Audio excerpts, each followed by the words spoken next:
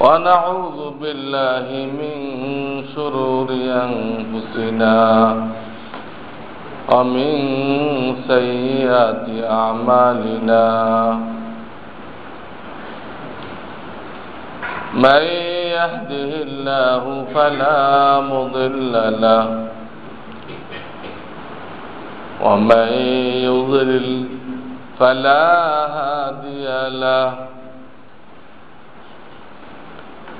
ونشهد أن لا إله إلا الله وحده لا شريك له ونشهد أن سيدنا ومولانا محمدا عبده ورسوله صلى الله تعالى عليه وعلى آله وأصحابه وبارك وسلم أما بعد فأعوذ بالله من الشيطان الرجيم بسم الله الرحمن الرحيم قل كل يعمل على شاكلته فربكم أعلم بمن هو أهدى سبيلا وقال رسول الله صلى الله عليه وسلم إنما الأعمال بالنيات وإنما لكل امرئ ما نوى فمن كانت هجرته إلى الله ورسوله فهجرته إلى الله ورسوله ومن كانت هجرته إلى دنيا أو امرأة يتزوجها فهجرته إلى ما هاجر إليه صدق الله العظيم وصدق رسوله النبي الكريم ونحن على ذلك من الشاهدين والشاكرين बुजुर्गान मोहतरम আল্লাহ রাব্বুল আলামিন আমাদেরকে হেদায়েত দান করেছেন এবং এই হেদায়েতের উপরে কায়েম থাকার জন্য যা কিছু দরকার এটাও বয়ান করে দিয়েছেন। যে কেউ ঈমান আনলে সে হেদায়েতের উপরে চলে আসে।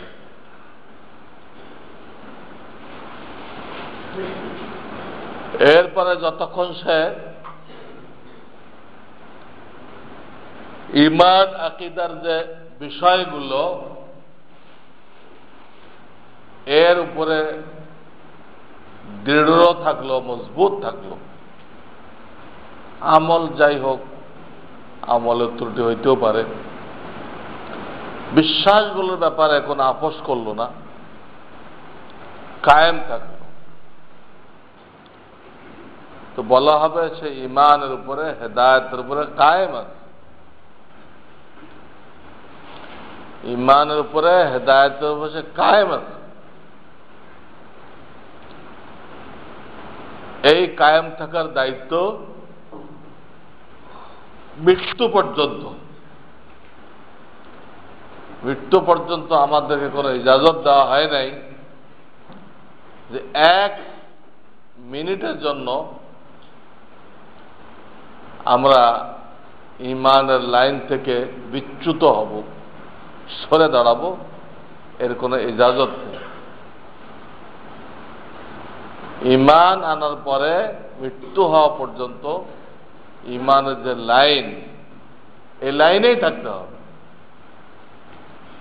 ডাইনে বামে কোথাও যাওয়া যাবে না।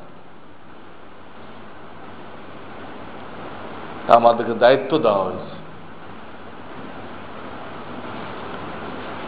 এবং সেই সাথে এটাও বলা হয়েছে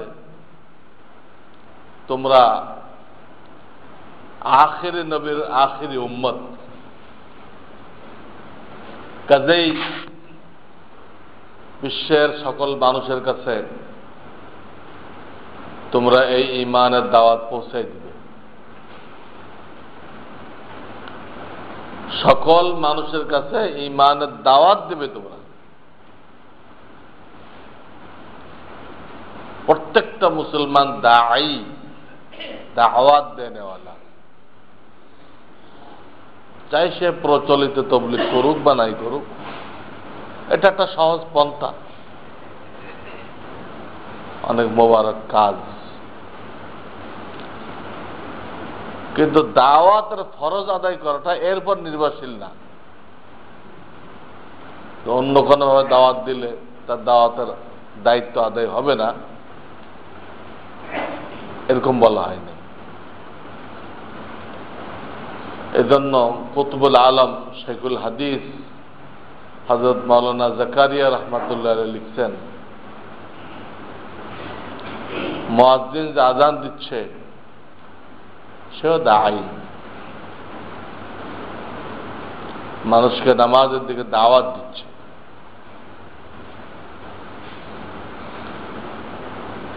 ওলামারা বায়ান করতেছেন,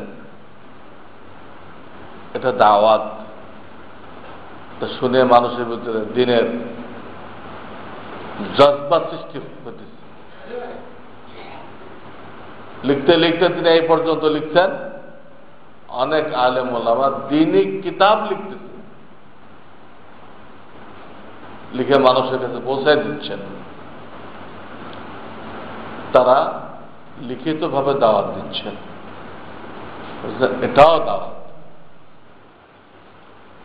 তো সেখানে তিনি ব্যাপারটা ক্লিয়ার করে দিয়েছেন, দাওয়াত ও তাবলীগের নামে যা চলতেছে এটা তো নিঃসন্দেহে দাওয়াত, খুব সহজ সরল পদ্ধতি, এটা সবার জন্য প্রযোজ্য। কিন্তু এরপরে কোন অবস্থায় এটার মধ্যে সীমাবদ্ধ করে দেওয়া, এর বাইরেগুলো দাওয়াত না, এটা গুমরাহি। এটাকে হযরত জাকারিয়া রহমাতুল্লাহ আলাইহি ওনার কিতাবে ক্লিয়ার করছে যে আরো অনেকভাবে দাওয়াত দেওয়া হচ্ছে। প্রত্যেকটা কাজ এরকম। কোরআন শিক্ষা করাটা কাজ, কিন্তু কেউ নুরানি পদ্ধতিতে শিক্ষা করতেছে, আর সে বলছে এই কোরআন শিক্ষার এই পদ্ধতিটাই ঠিক, এটা গলত। অনেক পদ্ধতি আছে, নাদিয়ার তরিকা, নুরিয়া তরিকা, কিন্তু অনেকগুলো তরিকা আছে। তারা প্রত্যেকে কোরআনকে সহজভাবে শিক্ষা দিচ্ছে। যার সামনে যেটা সহজ মনে হয় শিখবে, কোরআন শিখবে, দাওয়াত দিতে হবে। প্রত্যেক মুসলমানকে দাঈ বলা হয়েছে।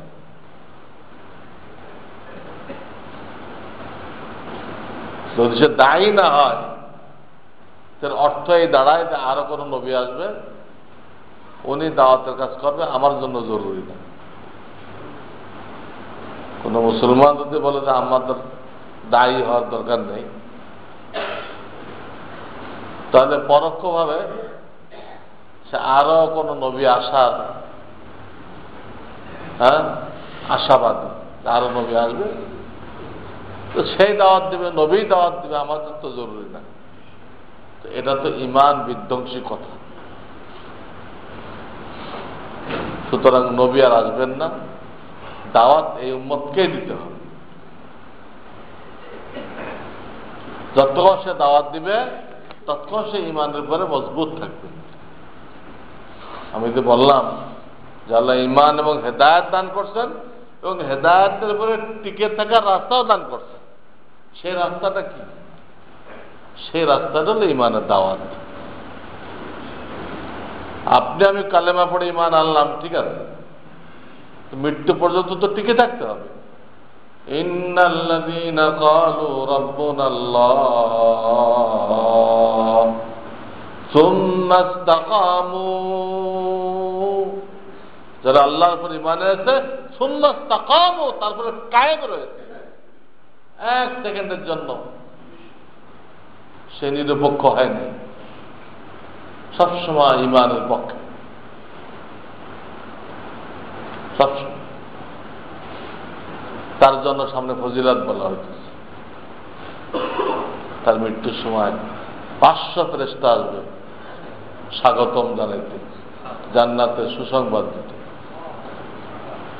তো আল্লাহ ঈমান দান করছেন আমাদেরকে, মৃত্যু পর্যন্ত ঈমানের উপরে কায়েম থাকার পদ্ধতিও দিয়েছে।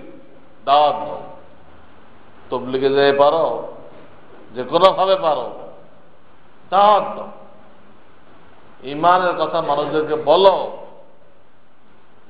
ঈমানের কথা কি? কিতাবুল ঈমান নামক কিতাবে আমি লিখে দিয়েছি, পড়েন, পড়ে পড়ে বলেন। তো 2-4 বার পড়লে মুখস্থ হয়ে যাবে। বলেন যে কথাগুলোর নাম ঈমান। এই দাওয়াত হলো ঈমানের পরে টিকে থাকার উপায়, পদ্ধতি। কিন্তু এই জিনিসটা মুসলমান ঈমানকে শিখবে, এখানে এক দুর্বলতা। হাজারো লোক আছে ঈমান যে শিখতে হবে এটাই তার জানা নেই। ঈমান যে শিখতে হবে, শেখার জিনিস, এটাই ধারণা নেই। সে বুঝতেছে মুসলমানের ঘরে জন্ম হয়েছে, এটাই তো ঈমান। অথচ ঈমান পৈতৃক সম্পত্তি না, শিখতে হবে। ডাক্তার ইঞ্জিনিয়ার হওয়া পৈতৃক সম্পত্তি না, ছেলেকে পড়তে হবে। ঈমানটাও প্রত্যেকে জরুরি, শিখতে হবে, শেখা জরুরি। আজকে আমরা যে বিপদগ্রস্ত, দুনিয়ার মানুষ আযাব গজবের মধ্যে আছে, তার একটা বুনিয়াদী কারণ হলো ঈমান যে শিখতে হবে এই অনুভূতি নেই। আর দ্বিতীয় কারণ হলো ঈমান শিক্ষা করার পরে ঈমানের দাওয়াত অব্যাহত রাখতে হবে, চালু রাখতে হবে। তো সে নিজেরটাই শেখে নাই, 1 নম্বরটাই করে নাই, 2 নম্বরটা করবে কেমন? আপনি বিল্ডিংয়ের 1লা তলায় বানাননি এখনো, আগে 2তলা বানাইতে চাইলে তো এই বাঁশ কোথায় খাড়া করবেন? 2তলার ছাদের বাঁশগুলো কার উপর থাকবে?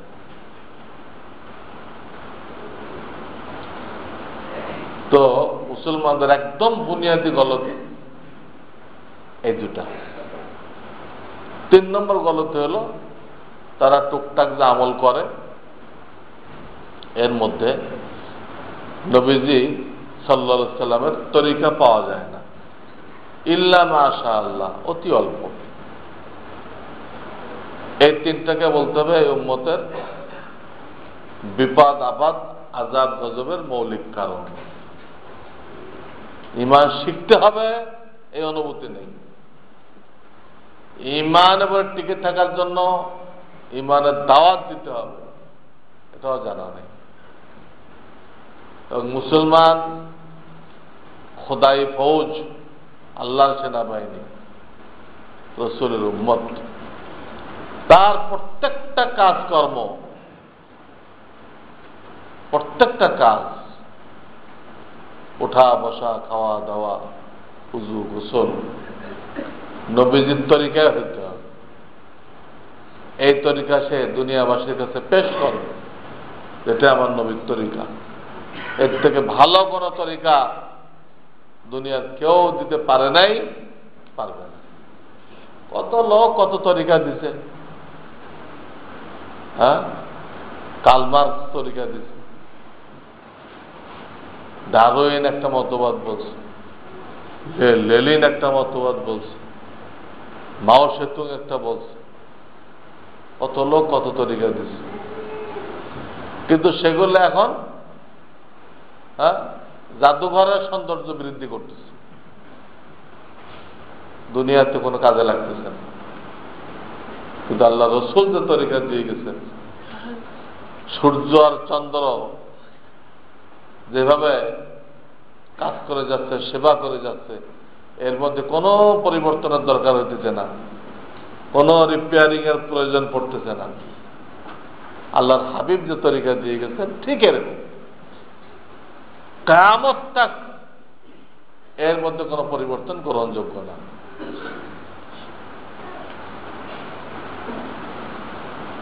যা দিয়ে গেছেন সেটাই তরিকা, ওইটা হুবহু ধরে রাখতে হবে, কাটছাট করার কোনো সুযোগ নেই। কাটছাট করে আপনি নিউ ইসলাম বানাইতে পারবেন, মদিনার ইসলাম হবে না সেটা। ওটা তো একটা নমুনা দিয়ে গেছে, ওটা আপনি বাড়াইতেও পারবেন না, কমাইতেও পারবেন না।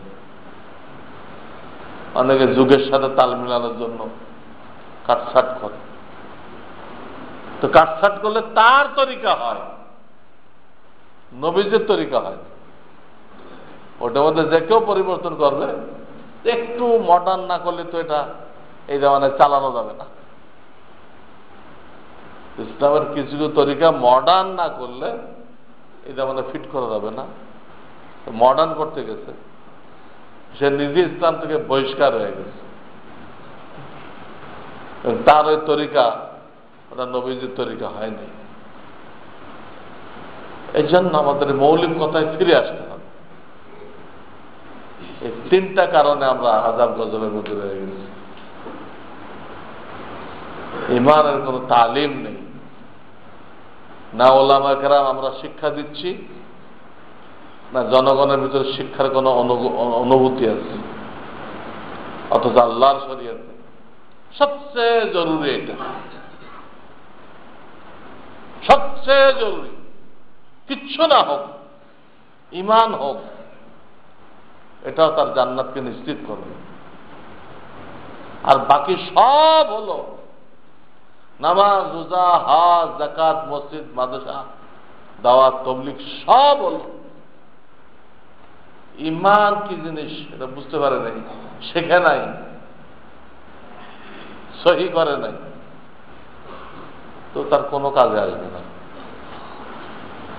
সব আছে তার কাছে, ঈমান নেই, সব বেকার। অন্য কিছুই নেই, ঈমান আছে, এর জন্য জান্নাতে গ্যারান্টি আছে। হ্যাঁ, আমলের কারণে সাময়িক জেল হইতে পারে, সাময়িক জেল হইতে পারে, কিন্তু জান্নাত নিশ্চিত। এই অমূল্য সম্পদের নাম হলো ঈমান, এটা আমাদের ব্যাপক করতে হবে। এই জন্য বারবার অনুরোধ করে আসছি যে আপনারা মেহরবানি করে শুধু মসজিদে মসজিদে না, ঘরে ঘরে ঈমানের চর্চা শুরু করি। আযাব গজব দূর করতে হলে এটা মিছিল দিয়ে দূর করা যাবে। যে কারণে আসছে ওই কারণটা দূর করতে হবে। আমাদের কি ত্রুটির কারণে আসছে ওই ত্রুটি দূর করতে হবে। ওই ত্রুটি বহাল রেখে আপনি যত সেমিনার করেন, হ্যাঁ, যত কিছু চেষ্টা করেন, ফায়দা হবে। গোড়ায় আসতে যে বিপদ আসলো কেন, আযাব গজব আসতেছে কেন? আমরা আযাব গজব মনে করি কাকে? যে দেশে বন্যা হয়ে গেল, দুর্ভিক্ষ লেগে গেল, আমাদের ধারণা এইটুকুলো আযাব। বন্যা হয়েছে বহু এলাকায়, হ্যাঁ, লক্ষ লক্ষ টন ফসল নষ্ট হয়ে গেছে, বৃষ্টি হয় নাই, লোকেরা ফসল লাগাইতে পারল না, ভূমিকম্প হইল, বিরাট ক্ষতি হয়ে গেল। এইগুলোকে আমরা আযাব মনে করি, গজব মনে করি। কিন্তু কোরআনের আইন পরিবর্তন করা, ফতোয়ার ব্যাপারে আইন করা, এগুলো ওর থেকে বড় আযাব। কোন জাতির উপরে এইগুলো চাপায় দেওয়া, ভূমিকম্প, দুর্ভিক্ষ, বন্যা, ওটা সাময়িক ক্ষতি হয়, 1 মাস কষ্ট হয়, কিন্তু এত স্থায়ী ক্ষতি। কত লোক বেঈমান হয়ে যায়। কিছু লোক এটাকে সাপোর্ট করে, সে বেঈমান,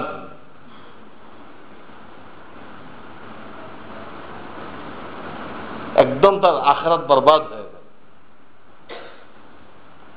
এই জন্য এটাকে আযাব গজব মনে করতে হবে। তা আমাদের ওই মৌলিক ত্রুটির কারণে মানে ঈমান শিখে নাই, ঈমানের দাওয়াত লাগাই নাই, সুন্নতের উপরে চলি নাই, নবীজির তরিকার উপর চলি নাই, যে কারণে দুনিয়াবি আযাব গজব আসতেছে, আবার উখরবি, যেগুলো বললাম কোরআনের আইনকে পরিবর্তন করা, এগুলো উখরবি গজব। আর আইন বানাও,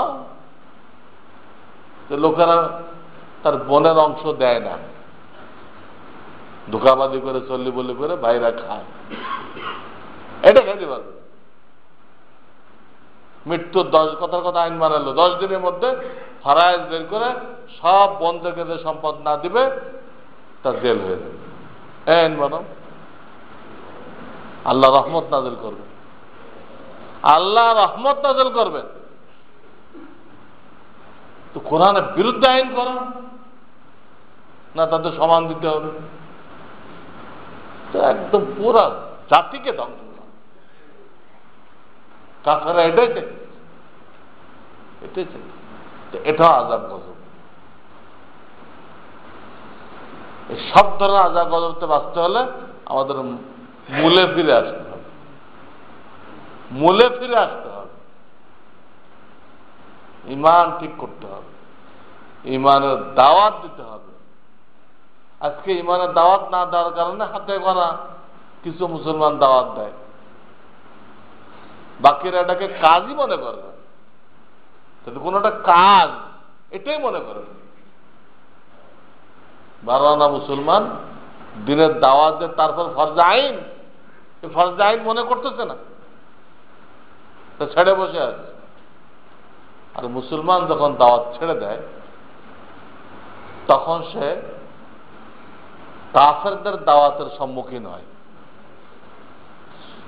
মুসলমান যদি হকের দাওয়াত ছেড়ে দেয়, ঈমানের দাওয়াত ছেড়ে দেয়, তো সে নিজের অবস্থায় থাকবে না, সে বাতিলের দাওয়াতের খপ্পরে তাকে পড়তে হবে, অন্যের দাওয়াত তাকে গ্রহণ করতে হবে। আজকে আমাদের যুবকদের দেখেন, তাদের লেবাস পোশাক, আমাদের মেয়েদের লেবাস পোশাক দেখেন, সুন্নতের কিছুই নেই। কোন নায়ক কি লেবাস পড়ছে, কোন গায়িকা কোন লেবাস পড়ছে, এটা হলো আমাদের যুবক যুবতীদের মডেল। ওদের তরিকাগুলো নিচ্ছে, প্যান্ট নামাইতে নামাইতে তো একদম রান পর্যন্ত নিয়ে আসছে, তো বাঁকা হইলে পুরা নিতম্ব দেখা যায়। কারো দেখছে সব যুবক এটা পড়তেছে, তো বাঁকা হইলে তার পুরা এটা খুলে দেয়। কি হলো এটা, কোত্থেকে নিল?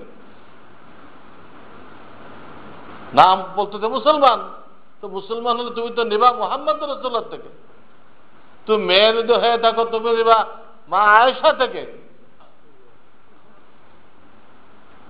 তুমি তো ওই সিনেমার নায়িকা থেকে তো তুমি গ্রহণ করবে না।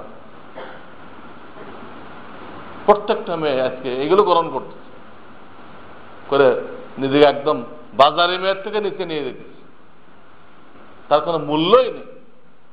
এনজিওরা তাকে যেভাবে না থাকে, এনজিওরা আমাদের মেয়েদেরকে যেভাবে না থাকে সেভাবে নাচতেছে। সে যে কোনো নবীর উম্মত, সে নবীর কোন তালিম যে তার ব্যাপারে আসবে কিছুই জানে না। এর জন্য সমাজের বাপেরা দায়ী। বাপেরা এই মেয়েগুলোকে, ছেলেগুলোকে ইসলামের ব্যাপারে একদম মূর্খ করলে আদায় হবে না, হক গণ্ড মূর্খ রাখে। বাপে ছেলে মেয়েকে গণ্ড মূর্খ, মূর্খের ডবলকে বলে গণ্ড মূর্খ। তো তারা কোত্থেকে নেবে? সারাদিন টেলিভিশন দেখে, ভিসিআর দেখে, আর ওখান থেকে যা দেখে এগুলো ফলো করে। কোথায় তার ইসলাম, কোথায় তার নবী, কোথায় তার নবীর সুন্নত, খবরটাও রাখে। এই কথা বলতেছিলাম, মুসলমানের দায়িত্ব ছিল ইমানের দাওয়াত দেওয়া, সুন্নতের দাওয়াত দেওয়া। আর সে ইমানের দাওয়াত না দেওয়ার কারণে কাফেরদের দাওয়াতের সম্মুখীন হইতেছে। আমি ওমরাহ সফরে যাওয়ার আগের দিন মনে হয় পত্রিকার পয়লা পাতায় দেখলাম এক হিন্দু দুনিয়ার সমস্ত মুসলমানদেরকে হিন্দু হওয়ার দাওয়াত দিচ্ছে। দুনিয়ার সমস্ত মুসলমানদেরকে হিন্দু হওয়ার দাওয়াত দিচ্ছে এবং সে দলিল দিচ্ছে। দলিল দিচ্ছে যে আমরা ধর্ম নিরপেক্ষতার প্রচার করি। এর অর্থ কি? সে নোবেল বিজয়ী ডাক্তার, আমরা বলি ধর্ম নিরপেক্ষ হইতে হবে। ধর্ম নিরপেক্ষের অর্থ কি? অর্থ করছে এই অর্থ আমরা আরো 20 বছর ধরে করতেছি। সে যে অর্থটা এখন করছে এই অর্থ আমরা 20 বছর ধরে করতেছি, কিন্তু আমাদের লিডাররা মানে না। কেন? আপনাদের ব্যাখ্যা ঠিক না। আমরা 20 বছর ধরে ব্যাখ্যা করতেছি ধর্ম নিরপেক্ষ মানে নাস্তিক হয়ে দেওয়া, বেঈমান হয়ে দেওয়া।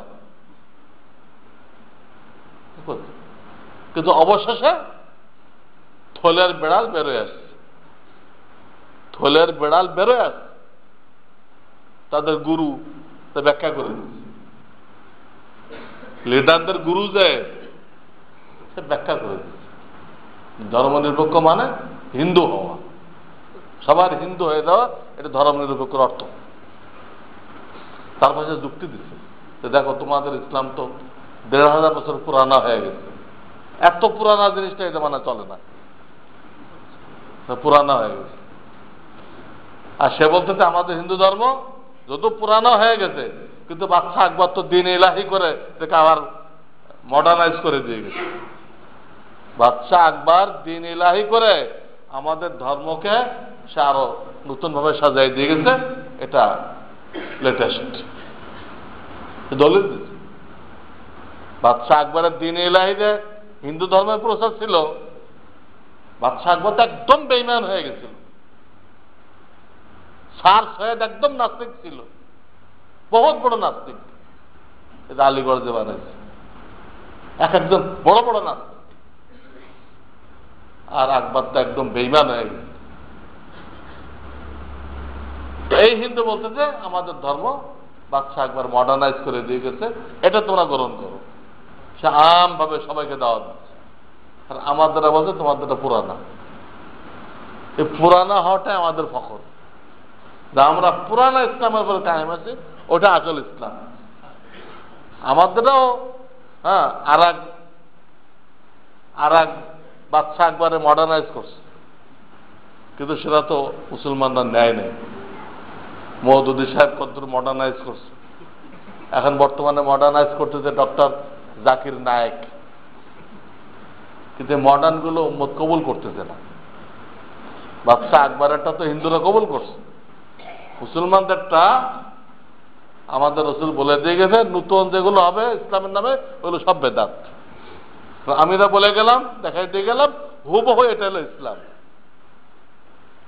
তো অনেকেরা নতুন ভাবে পেশ করতে গেছে, 2-4 জন পাইছে, মানুষ গোমরা করতে পারছে। কিন্তু আম মুসলমানরা ওই মওদুদী সাহেবের মতবাদকেও গ্রহণ করে নাই, ডক্টর জাকির নায়েকের মতবাদকেও গ্রহণ করে নাই, ইসলামকে বিগড়ে, হ্যাঁ, ওটাকে কাটছাট করে নিউ ইসলাম পেশ করছে, গ্রহণ হয়। তা আমি বলতেছিলাম যে মুসলমান যখন দাওয়াত ছেড়ে দিবে তাকে কাফেরের দাওয়াতের সম্মুখীন হইতে হবে। এই যে এই কাফেরের কত বড় তার গুর্দা, যে সারা দুনিয়ার মুসলমানকে দাওয়াত দিচ্ছে, আপনারা সবাই হিন্দু হয়ে যান। নাউযুবিল্লাহ। কোন মুসলমান প্রতিবাদ করছে কিনা আমি তো ছিলাম না, মুসলমান তো অনুভূতিহীন হয়ে গেছে, বলার মতো ইমানি শক্তিও নেই। যে যা দাওয়াত দিচ্ছে, টেলিভিশনওয়ালা দাওয়াত দিচ্ছে, বিভিন্ন এনজিওওয়ালারা দাওয়াত দিচ্ছে, ভণ্ড পীরেরা দাওয়াত দিচ্ছে, ইসলামের নামে ভণ্ড দলেরা দাওয়াত দিচ্ছে, যে যা দাওয়াত দিচ্ছে সবাই কিছু না কিছু পাবলিক পাইতেছে, সবাই কিছু না কিছু পাবলিক পাইতেছে। কোন পাবলিক পাইতেছে? যে পাবলিক গুলোর কোন হাক্কানি আলেমের সাথে উঠা বসা নেই, যাদের হাক্কানি ওলামাদের সাথে উঠা বসা জানাশোনা নেই, সব বাতিলের হাতে ভাগ হয়ে যেত। কেউ বাতিল পীরের কাছে ইমান হারাইতেছে, ইসলামের নামে যে বাতিল দল আছে ইসলামের নামে, ওখানে যে ইমান হারাইতেছে, কেউ এনজিওদের হাতে ইমান হারাইতেছে, কেউ সরকারের এই কুফুরি নীতির কারণে এইগুলো সাপোর্ট করে, সরকারের কুফুরি নীতিকে সমর্থন করে ইমান হারাইতেছে। অনেক লোক এমনও ভাইবেন যে সে একদিকে ইমানের মেহনত করতেছে আর একদিকে কুফুরি নীতির জন্য জান দিন, তো কি হবে? তার ইমান কোনো গ্রহণযোগ্য হবে? ইমানের মেহনত করতেছে আবার কুফুরি নীতির ঝান্ডা তার কাঁধে, কুফুরি নীতির ঝান্ডা তার কাঁধে। মনে রাখতে হবে যে দুধের মধ্যে চিনা পড়লে ওই দুধ বেকার হয়ে যায়, দুধের মধ্যে যদি চিনা পড়ে ওটা দুধ থাকবে না। কাজে সে যখন কুফুরি নীতিকে সমর্থন করলো, তার বাপদাদা এই পার্টি করতো, কাজে এই পার্টি যা করে এটাকে সমর্থন করবে। আরে এর নাম কি ইসলাম? আপনি কোন পার্টি করেন বলে তারা কুফুরি কথা বললে ওটা সমর্থন করবেন? মরার পরে এই পার্টি যাবে আপনার সাথে, পার্টির নেতারা আপনাকে কবরে বাঁচাবে, পার্টির নেতারা আপনাকে কবরে বাঁচাবে, দোজখ থেকে বাঁচাইতে পারবে? উভয়কে জাহান্নামে নিক্ষেপ করা হবে। এই ব্যাপারে কত করে আয়াত আছে যে পার্টির নেতারা আর কর্মীদের মধ্যে, হ্যাঁ, জাহান্নামে কি কথাবার্তা হবে সব আল্লাহ কোরআনে বলে দিচ্ছেন। কোরআনে বলে দিচ্ছেন আল্লাহ, এক জায়গায় দুই জায়গায় না, কয়েক জায়গায় বলছেন নেতা আর কর্মীরা জাহান্নামে কি বলা বলি করবে সব বলে দিচ্ছে। কর্মীরা নেতাদেরকে দোষ দিবে, তোমাদের কারণে আমরা আজকে জাহান্নামে আছি, তাহলে কিছু করার নেই আমাদের, তোমরাও ভোগ করো আমরাও ভোগ করি, কোনো উপায় নেই। কয়েকটা এক দুই জায়গায় আরাফের মধ্যে দেখ। এই জন্য ভাই এগুলো কোনো কথা না যে আপনি একটা কুফরি তন্ত্র গ্রহণ করে নিজের আখিরাতকে বরবাদ করে দিবেন, এটা কোনো মুসলমানের কাজ হতে পারে। তো এটাই আমার বলা উদ্দেশ্য যে আমাদের উপরে বহু দিক দিয়ে আযাব গজব আসতেছে। বাইতুল্লাহ যে ভিড় দেখলাম, পিছনের জীবনের কোন ইতিহাস নেই। হজের সময় সবচেয়ে ভিড় হয়, আর 2 নম্বর ভিড় হয় রমজানের সময়, অন্য সময় স্বাভাবিক থাকে। কিন্তু মুসলমানরা বিপদগ্রস্ত হওয়ার কারণে সারা দুনিয়ার থেকে ভেঙে চলে আসে আল্লাহর ঘরে। তওয়াফের যে জায়গা আছে বড় জায়গা, তো আমরা তো নামারই সাহস পাই নাই। বিভিন্ন নামাজের পরে যে তওয়াফে লোক শুরু করে একদম কানা পর্যন্ত, একজনের সাথে আর একজন লেগে রয়েছে। তো বাংলাদেশি দুর্বল লোক, আমরা তো দম বন্ধ হয়ে মরার ব্যবস্থা। আমাদের বাকায়দা প্ল্যান বানাইতেছে যে কখন নামলে সুযোগ পাওয়া যাবে। 24 ঘন্টা পর্যবেক্ষণ করে বের করলাম সকাল 7টা থেকে 8টা, মানে রাত্রিতে যেহেতু রোদ থাকে না, রাত্রে আরো বেশি ভিড়, সারা রাত 7টা থেকে 8টা, সকাল 7টা থেকে 8টা ওইখানে। এই টাইমটা সব লোক নাস্তায় ব্যস্ত থাকে। শরৎ মসজিদে বের হওয়ার, মসজিদের দিকে যাওয়ার শরৎ নেই কোনো। আমরা তালাশ করে এটা বের করে আমরা এই টাইমে যেতাম। তো মোটামুটি ভাবে এই টাইমটা করা যেত, যেটা মানুষ আশ্চর্য দিতে। এই ভিড় তো রমজানকে ফেল করে দিচ্ছে, এত ভিড় ইতিপূর্বে আর দেখা যায় না। কিন্তু সারা দুনিয়ায় উত্থান পতন, সব জায়গায় এই খ্রিস্টানরা 2 শ্রেণীকে ব্যবহার করতেছে। খ্রিস্টানরা সুন্নি মুসলমানদেরকে ধ্বংস করার জন্য 2টা শ্রেণীকে ব্যবহার করতেছে। একটা শ্রেণী হল তাদের নাম আহলুল হাদিস, নাম দেয় আহলুল হাদিস, অথচ এরা আমেরিকার কর্মী।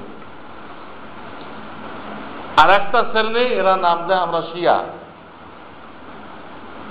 আলীর মুহিব্বিন, সব আমেরিকার এজেন্ট। প্রত্যেকটা দেশে এই যেখানে যেটা আছে, কোথাও আহলুল হাদিস আছে, কোথাও শিয়া আছে, আমেরিকার যেখানে যেটাকে পাইতেছে ওখানে ওটাকে ব্যবহার করতেছে। এটা আমেরিকা ইরান চালাইতেছে, কাঁদে গিয়ে চালাইতেছে? ইরাক যে চালাইতেছে, আমেরিকাকে কারা সাহায্য করতেছে? এই মালিক আল নুরি কে? তো শিয়াতে সাহায্য দিচ্ছে। আমেরিকাতে আফগানিস্তানে ঢুকতে তো পারতেছিল না। 10 বছর আগের কথা বলতেছে। কিভাবে ঢুকছিল? ইরানের সাহায্যে ঢুকছিল। এখন তো ইরানরা হুমকি দিচ্ছে। এই ইরানের হুমকি আইওয়াস। ইরান তো পুরো আমেরিকার গোলাম। আইওয়াস এরা আফগান বর্ডারে কয়েক লক্ষ সেনাবাহিনী জড়ো করছিল, তারা আফগানিস্তান ঢুকে দেয়। এখন ওখানের লোকেরা ওইটা ঠেকাইবে না আমেরিকা ঠেকাইবে? তখন বাধ্য হয়ে তারা ওই বর্ডার ঠেকাইতে দেয়, আমেরিকা ঢুকে পড়ছে। তা আমেরিকা ঢোকার রাস্তা কে করছিল সেই সময়? এই ইরান করছিল। ইসলামের দাবিদার একদম কাফের, সে একদম কাফের। সাইনবোর্ড লাগাইছে ইসলামের, মুসলমানদের 12টা বাজানোর জন্য। সারা দুনিয়াতে এই 2টা সম্প্রদায়কে ব্যবহার করা হয়েছে। সৌদি তো আহলুল হাদিসটা বেড়ে গেছে, এরা আমেরিকার পক্ষ থেকে কাজ করতেছিল। সৌদি হুকুমত এগুলো সাংঘাতিক সাইজ করছে, এখানে কোনো আহলুল হাদিস চলবে না, তোমরা আমেরিকার এজেন্ট। এবং সেখানে শিয়ারা মিছিল বের করছিল, সংস্কার চায়, সব ফিনিশড। বাহারাল আমার বলা উদ্দেশ্য হলো এই, সারা দুনিয়া প্রেশার আমেরিকা এই 2 গ্রুপকে দিয়ে সুন্নি মুসলমানদেরকে খতম করতেছে। তারা দিশা না পায় আল্লাহর ঘরে চলে আসে, আল্লাহর ঘরে চলে আল্লাহর ঘর ধরে কাঁদতেছে, আল্লাহ বিপদ দূর করো, বিপদ দূর করো। এই জন্য এত ভিড় হয়েছে যেটা রমজানকে ফেল করে দিচ্ছে, দিয়ে হজের কাছাকাছি ভিড় হয়ে গেছে। তার মূলে কারণ হলো সব প্রেশার, সারা দুনিয়া প্রেশার, এই অবস্থা। তো আমি বলতেছিলাম প্রেশান হয়ে কোনো লাভ নেই, মিছিল বের করলেও কোনো লাভ হবে না। একমাত্র রাস্তা আমাদের যে গোড়ায় কতগুলো গলতি আছে, এই গলতিগুলো ঠিক করতে হবে। তখন স্বয়ং রব্বুল আলামিন আমাদেরকে সাহায্য করার ওয়াদা করছে। আর আল্লাহ যদি সাহায্য করে কারো কোনো ক্ষমতা নেই যে আমাদেরকে ধ্বংস করবে, আমাদেরকে পরেশান করবে, কারো কোনো ক্ষমতা নেই। আজকে আমরা সুন্নতের পুরো আমল না করে আজকে মুসলমানদের ঘরে সুন্নত দাফন করা হইতেছে, আজকে মুসলমানদের ঘরের ভিতরে সুন্নতকে জবাই করা হইতেছে, মুসলমানদের বিবাহ শাদী হিন্দুয়ানি তরিকা হইতেছে, কাফেরদের তরিকা হইতেছে, রসুলের সুন্নতকে জবাই করা হলো না? মুসলমানের চেহারা কাফেরের চেহারা। আমি আসার সময় পাকিস্তানে বিভিন্ন মাদ্রাসায় সফর করলাম, আমার বয়ান হয়েছে বিভিন্ন মাদ্রাসায়, নামাজের আমলি মস্ক হয়েছে। এক মাদ্রাসায় গেলাম, ওটা মোহতামিম এক বহুত বড় আলেম পাঠান, মৌলানা জারো আলী খান, খুব বড় আলেম। উনি বলেন আমার এখানে বহুত বাইরের লোকজন আসে, ছাত্ররা নামাজ পড়ে, আমি ঘোষণা করে দিছি, আমি তার কথা নকল করতেছি। তোমরা যারা এখনো দাঁড়িয়ে রাখো নাই, চেহারাকে মহিলার মতো বানায় রাখছ, হাদিসে আসছে মহিলাদের কাতার সবাই শেষে, তোমরা পিছনে দাঁড়াই। পুরুষ হয়ে যান মহিলাদের চেহারা বানাইছো, আবার নামাজেও আসছো, তোমরা আগের কাতারে দাঁড়াতে পারবে না। হাদিসে আছে যে জামানায় মহিলারা মসজিদে আসতো সে জামানায় তাদের কাতার হতো একদম পিছনে, ওখানে যায় কাতার করো তোমরা। তো ওনারে ধমক খেয়ে মাশাআল্লাহ অনেক মানুষই তারা হেদায়েত পাইছে এবং তারা মাশাআল্লাহ সুন্নতি দাঁড়িয়ে রেখে দিচ্ছে। তো আমার কথা এটা যে আমরা বুনিয়াদে ফিরে আসি, ইমানের জন্য মেহনত করি, ইমানের দাওয়াত লাগাই এবং প্রত্যেকটা কাজে নবীজির সুন্নতকে ফিট করি, মানুষকে বলি। এটা একমাত্র রাস্তা আল্লাহ আমাদের থেকে আযাব গজবকে হটাই নেবেন। আর নয় দুনিয়াবি গজব, উখরুবি গজব একটার পর একটা আসতে থাকবে, আসতে থাকবে। আলেমরা কইতেছে কোরআনের বিরুদ্ধে, আর যারা কোরআন পড়তে পারে না তারা কইতেছে না সব কোরআনের পক্ষে আছে। তাহলে তুমি কেমনি কইলা? তুই কোরআন পড়তে পারো? তুই পড়তে পারো কোরআন শরীফ? তুই কোরআনের অর্থ জানো, তাফসীর জানো? তুই কেমনে কইলা যে আমাদের কোন আইন কোরআনের বিরুদ্ধে না? কোরআন বুঝলি না তুমি এটা কইবা? তুই ইহুদিদের ফর্মুলা বাস্তবায়ন করতেছো আর গায়ের জ্বরে কইতেছো কোরআনের বিরুদ্ধে না। তুই তেলাওয়াত করতে পারো? তোমার সূরা ফাতিহা সহি আছে? কোন মন্ত্রী মিস্টার ফাতিহা সহি আছে? আনেন। ফাতিহা পড়তে পারে না, এরা আবার কইতেছে যে কোরআনের বিরুদ্ধে না। এই হলো দুনিয়ার অবস্থা। এই অবস্থায় আল্লাহর আযাব গজবতে বাঁচার রাস্তা আমি বলে দিলাম। আল্লাহ আমাদেরকে আমল করার তৌফিক দান করেন। ওয়া আখিরু দাওয়ানা আলহামদুলিল্লাহি রাব্বিল আলামিন।